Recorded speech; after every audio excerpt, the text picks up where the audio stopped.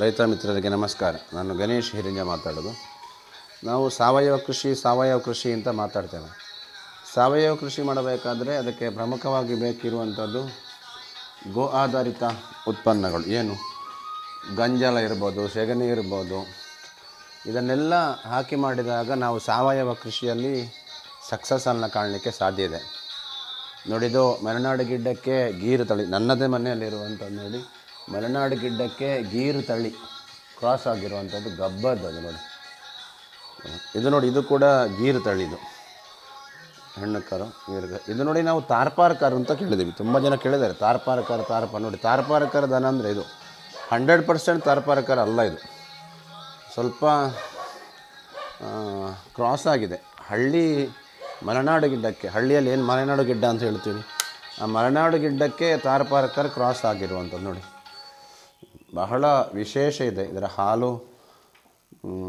ಹಾಲಿನಲ್ಲಿ ಫ್ಯಾಟ್ ಜಾಸ್ತಿ, ಅಂದರೆ ಕೊಬ್ಬಿನಾಂಶ ಜಾಸ್ತಿ ಇರುತ್ತೆ, ತುಂಬ ಬೆಣ್ಣೆ ಸಿಗುತ್ತೆ. ಅದಲ್ಲದೆ ಇದರ ಹಾಲಿನಲ್ಲಿ, ತುಪ್ಪದಲ್ಲಿ ವಿಶೇಷವಾದ ಆಯುರ್ವೇದದ ಮದ್ದಿನ ಗುಣ ಇದರಲ್ಲಿದೆ. ಇದನ್ನೆಲ್ಲ ಮಾಡಿಕೊಂಡು ನಾವು ಸಾವಯವ ಕೃಷಿ ಮಾಡಲಿಕ್ಕೆ ಸುಲಭ ಇದೆ. ಸಾವಯವ ಕೃಷಿ ಮಾಡಬೇಕಾದ್ರೆ ದನ ಸಾಕಲೇಬೇಕು. ದನ ಸಾಕಿದರೆ ಮಾತ್ರ ಸಾವಯವ ಕೃಷಿಯಲ್ಲಿ ಸಕ್ಸಸ್ಸನ್ನು ಕಾಣಲಿಕ್ಕೆ ಸಾಧ್ಯ ಇದೆ. ಅದಲ್ಲದೆ ಇನ್ನೂ ಕೂಡ ಒಂದೆರಡು ಜರ್ಸಿ ದನ ಇದೆ. ಅದನ್ನು ನಾನು ಸಪರೇಟ್ ಇಟ್ಟಿದ್ದೇನೆ. ಇದು ಕಮರ್ಷಿಯಲ್ ಪರ್ಪಸ್ಗೆ ನಾನು ಮೊದಲಿದ್ದದ್ದು. ನನ್ನೊಂದು 70 ಲೀಟ್ರ್ ಹಾಲಿತ್ತು, 8 ದನ ಇತ್ತು ಒಟ್ಟಿಗೆ.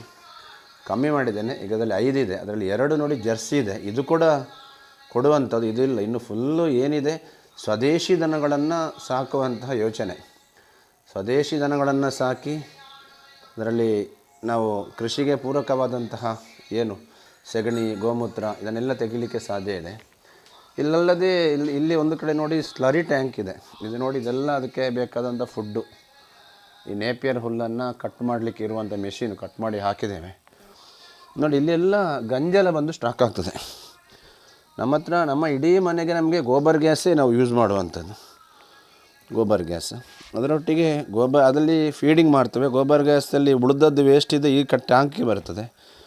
ಮತ್ತು ದನಗಳನ್ನು ತೊಳೆದ ನೀರು ಕೂಡ ಟ್ಯಾಂಕಿಗೆ ಬರ್ತದೆ. ಗೋಮೂತ್ರ ಕೂಡ ಟ್ಯಾಂಕಿಗೆ ಬರ್ತದೆ. ನೋಡಿ, ಇದರಲ್ಲಿ ಒಂದು ವಾರಕ್ಕೆ 4 ರಿಂದ 5 ಸಾವಿರ ಲೀಟ್ರ್ ಇದೆಂಥದ್ದು ಸ್ಲರಿ ಸಿಗ್ತದೆ ನನಗೆ.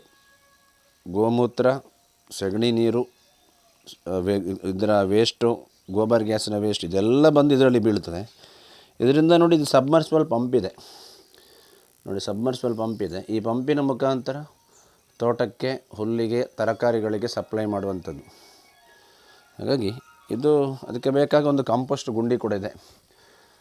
ಅದಕ್ಕೆ ಸೋಗೆ, ತರಗೆಲ್ಲ ಇದೆಲ್ಲ ಹಾಕಿಕೊಂಡು ಸಾವಯವ ಗೊಬ್ಬರ ಮಾಡಲಿಕ್ಕೆ ಇರುವಂಥದ್ದು. ಆಯಿತು, ಮುಂದಿನ ಹೊಸ ವೀಡಿಯೋಗಳನ್ನು ಹಾಕ್ತಾ ಇರ್ತೇನೆ. Thank you.